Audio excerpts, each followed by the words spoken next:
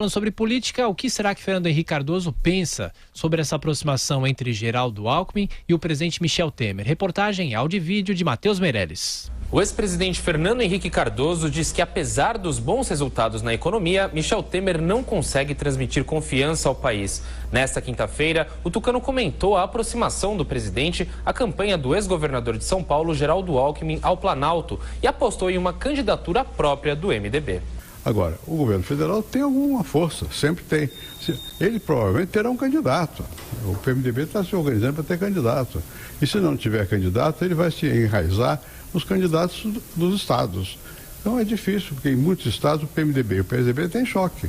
Então é difícil, porque os problemas são objetivos. Muito mais do que os subjetivos. Para Fernando Henrique Cardoso, o presidente Michel Temer tem dificuldades porque chegou ao Planalto após um processo de impeachment. A FHC, aliás, está apoiando um manifesto que prega a união do centro por uma agenda reformista. O documento foi assinado pelo senador Cristóvão Buarque, do PPS, o secretário-geral do PSDB, deputado Marcos Pestana, e o ministro das Relações Exteriores, Aloysio Nunes.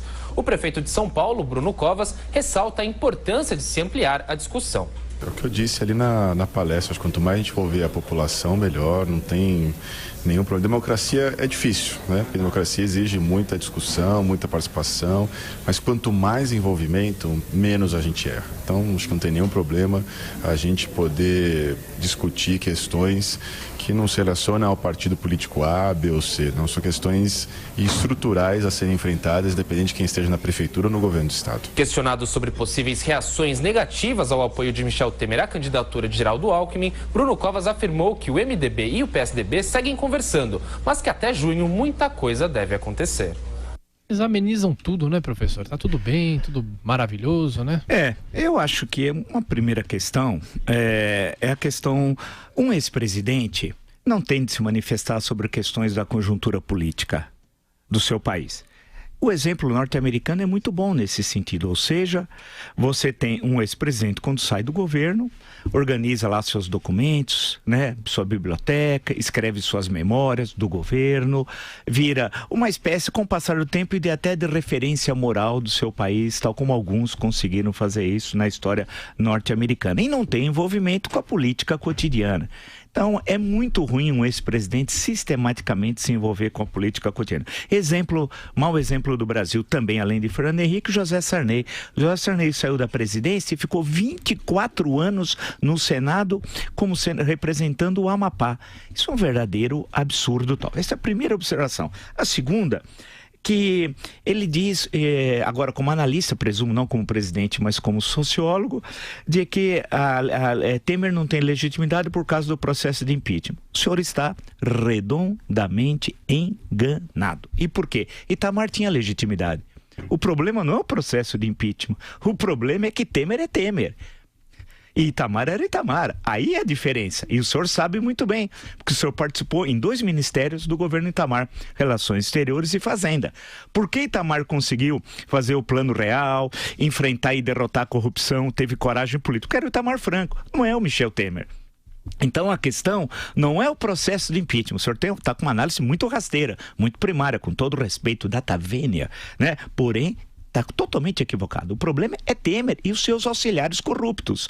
O problema é ele conversar com o empresário, Joesley Batista, às 10h30 da noite, no Palácio Jaburuí, e o tipo de conversa que ele teve. É esse o problema. Portanto, não é a ter assumido a presidência por causa de um processo de impeachment. O senhor está redondamente enganado. Por outro lado, a questão de fazer um manifesto dos partidos de centro, isso é piada. O senhor está gozando da nossa cara. A grande questão é que há um sem número de candidatos que não conseguem efetivamente viabilizar suas pré-candidaturas, afinal não há candidatura oficialmente. Por exemplo, Rodrigo Maia, o Bolinha, não tem condições, todo mundo sabe que ele não vai ser candidato. Ele é candidato a deputado federal e ser novamente presidente da Câmara. Henrique Meirelles, você acha que Henrique Meirelles tem condições de ser presidente do Brasil? Em hipótese nenhuma. E veja que aquela leve recuperação econômica desabou. Essa semana é um desastre. A semana que vem deve ser pior que essa. E assim por diante. Ou seja, tem condições, ele não consegue falar. Né? Ele seria o Fernando Henrique de 2018, que o Fernando Henrique foi em 94, quando do Plano Real, feito por Itamar Franco, vale destacar. Então, também não vai, não decola. Então, você começa a passar os chamados candidatos de centro, eles são muito ruins. E tem candidato que é do 0,5, 0,4, 0,3 e tal.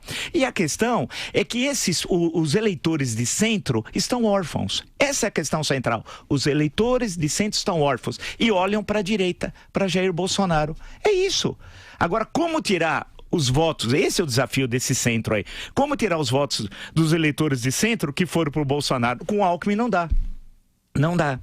Alckmin tem... O problema no Alckmin não é o programa, as ideias, é ele mesmo. Ele tem de olhar para o espelho e falar: espelho, espelho meu, eu estou bem na campanha eleitoral? O espelho vai dizer: não. O que eu preciso fazer? Mudar radicalmente a sua postura. Como? Falar grosso. Mas não pensar que falar grosso é falar qualquer bobagem. É ser assertivo. Entender que a política brasileira mudou desde 2014. Não falar de Pindamonhangaba. O espelho está falando. Não fale de Pindamonhangaba. Num discurso de posse, você não pode dedicar 3 minutos à sua mulher, dizer: minha eterna namorada Lu, o senhor é governador, foi do estado que tem um PIB igual ao da Argentina. O senhor não entendeu? O senhor não entendeu até agora. E com essa fala mole, sem combatividade, sem agenda, o senhor não tem agenda, o senhor não cria manchete, né? Portanto, não dá. Então, a questão central não é unir os candidatos de centro, é ter um candidato de centro que fale para o país, para o eleitor de centro, que é a maioria dos eleitores. E aí, todos esses somados, não dá meio. E tem outros que eu nem falei que são piores ainda, que são patéticos. Eu acho eles engraçados, né? Que eles precisam estudar, falam de liberalismo, não sabem o que é liberalismo. Falei até do México, teve um que citou o México. Não conhece nada do México. Acho que foi passear no México, em Cancún, Acapulco, tal. Não conhece porcaria nenhuma, desculpe dizer, de México, e vem dissertar sobre reforma agrária mexicana. Quem é o senhor? Vai estudar. Nem ensino universitário tem. Então, a questão toda é isso. Não tem candidatos. Não adianta escrever manifesto. Falta alguém. A pergunta é quem? Até 15 de agosto vai ser difícil achar. Por isso que Bolsonaro, nesse cenário, está no segundo turno. Nesse cenário, está no segundo turno.